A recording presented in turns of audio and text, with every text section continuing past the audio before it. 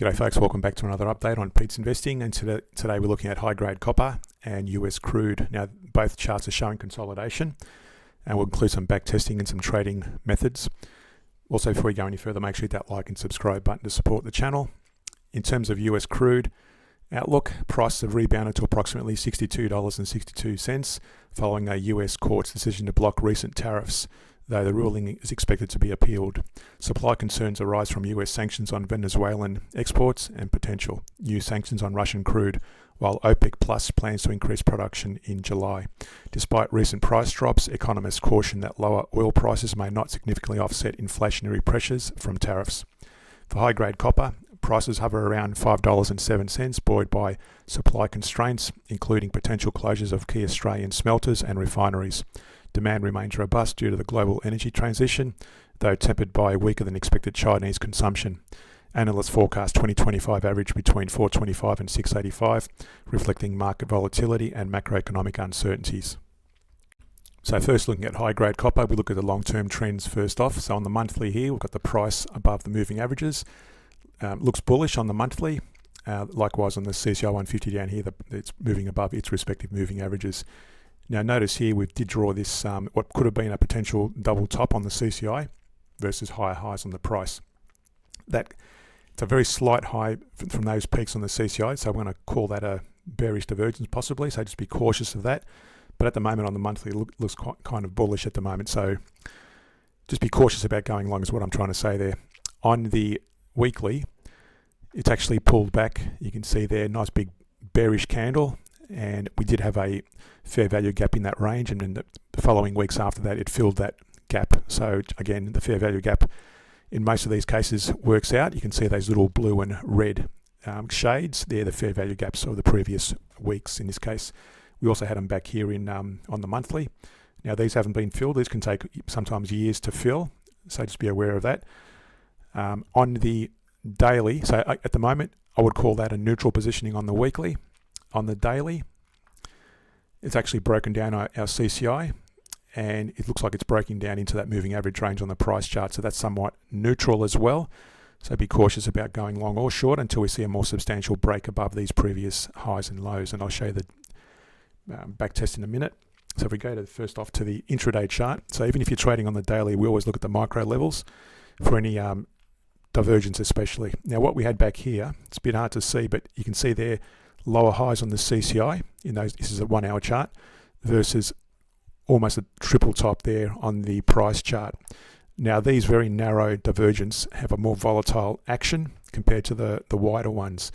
In this case, this pulled back, and if I drew a Fibonacci to that level, it pulled back almost to the 100% Fibonacci retrace. And for those new to the channel, just draw it for you. Draw a Fibonacci down to that level. The minimum retrace we can expect of these pullbacks is in that 23-38% range. Now it easily broke through that, broke through the 61%, and looks like it came very close to that 100% retrace level. But that's the minimum retrace level we can expect from a divergence, in this case a bearish divergence. Now in terms of back testing, let's go to the short programming. So here we've got the back test for the stop loss approach and the back test for the average down approach. Now the trading method for these is similar to all the time frames. So I'll use the daily here as a reference.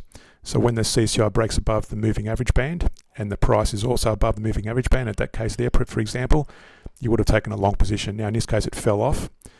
So again, they're not 100% perfect, but that's how it works on the minor time frames as well. So we take profit on the stop loss approach at 3%, take profit on the average down as well at 3%. The stop loss, we take a stop at 5% decline, and the average down, we wait for a 5% decline and wait for a new entry parameter to enter another position. So you can see there on the stop loss approach, this actually eventually started falling off, and the average down approach also fell off, the much bigger drawdown, so just got to be careful of that.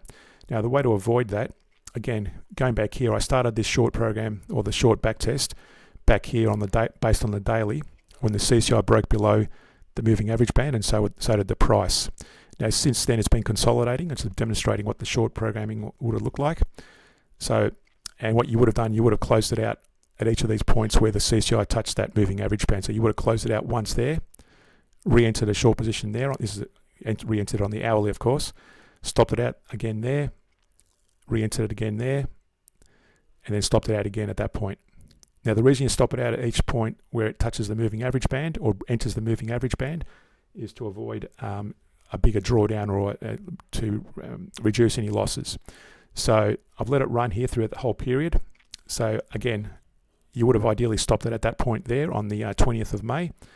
And that point there equates to, you can see here back on the stop loss approach, it generated about $674 for the stop loss approach. It declined for a while, and on the average down approach, it generated $12,837.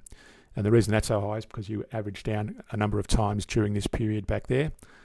And when you average down, obviously, you multiply your positions. So again, you've got to be very careful and don't let it run against you. In this case, going short, you don't let it go long, because you can see here, had you let it go long during this period back here, that drawdown would have hit you, and you would have gone from about 15,000 profit if you let it run to that period, right down to about, if your baseline is 100,000, you would have lost down to about 83,000, which would have been about 15,000 plus 15 years, about $30,000 drawdown there. So you've got to be very careful with the average down approach.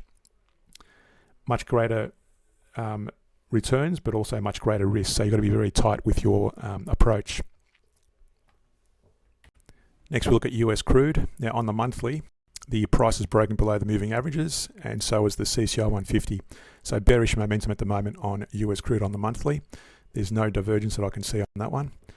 On the weekly, likewise, bearish on the price, and the CCI is broken into that moving average range, which is some level of hope to go long, but again, a long way off yet. Number of weeks, I'd suggest. We need to see it break above that moving average band, but we also need to see the price break above to be bullish. Again, no divergence shown on the weekly. By the way, just a tip, the smaller the time frame, the more divergence you will see. But you can see them on the larger time frames as well. Here we've got the daily. Now, again, first off the trends, the price is above the moving averages, and so is the CCI 150. Down here, I've got the CCI 1500. I use that as more of a longer term trend and smoothing of the CCI 150. Just avoids all these ups and downs. But the reason the 150 is very important is it identifies any divergence. Here, for example, we've got a bullish divergence, higher lows, versus a double bottom on the price. And that's actually bounced. So if we let me just expand that. So if we expand this to, let's take it back to that high first. You can see there it broke. Let's take it from that low to that. I always take it back to the previous high before the divergence started. Minimum, you can see there it easily broke through the 38% range, which is that range there.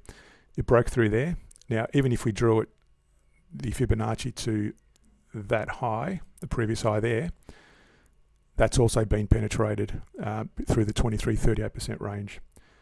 Again, I like to sort of, so you can see there the two ranges, depending on which previous high you take it to. I like to take it to the closest high, and if it keeps rising, then I can extend it. But generally, at the very minimum, it takes it to that first 38% retracement. So that's the daily bullish momentum, which means you could probably take long trades on the smaller time frames. So let's go first off to the micro level. So see if there's any bearish divergence happening at the moment, and there's none. You can see there the CCI is well above the moving averages, and so is the price. Back here we had a bullish divergence, higher lows versus lower lows on the price. And again, if I was to draw a Fibonacci to that high, you can see there it broke very easily through that. Let me just draw right there. 38% range. It hit that range quite easily and went as high as 50% before retracing back down, and now the divergence has played out. In terms of backtesting, let's go to the backtest for US crude, and this time I'm using the long trading position. That's because the daily is going long at the moment on the CCI, even though the price seems to be consolidating in that little range there. But notice again, it's bullish because the daily price and the daily CCI are broken to the upside. Anyway, so we've started short positions back here, and that started back here when the the CCI break through that moving average range. So the stop loss approach up here, if you let it play right through, would have generated $910. And the average down approach, you can see that how many times it's averaged down. It's generated 23,106. Again, higher returns, but also higher risk. In this case, this worked well because the price kept rising and it's closed out all those little long positions. Now, again, remember the trading strategy is when the CCI breaks above the moving average band, and so does the price, like it would have done there, for example. That's where you would have gone long and on a various time frame you're trading. So in this case, we're trading on the 1 hour time frame. So if you're new to trading, we're now including a video series, Pete's Investing Plus One, as part of the Pete's Investing channel. The Plus One videos are a dumbed down version of our strategies and give you a better insight into our analysis and help you follow our daily videos. And if you enjoy the content, why not subscribe to the Patreon page where we look at bullish shares across various regions of the world's markets. Thanks, and talk to you in our next update.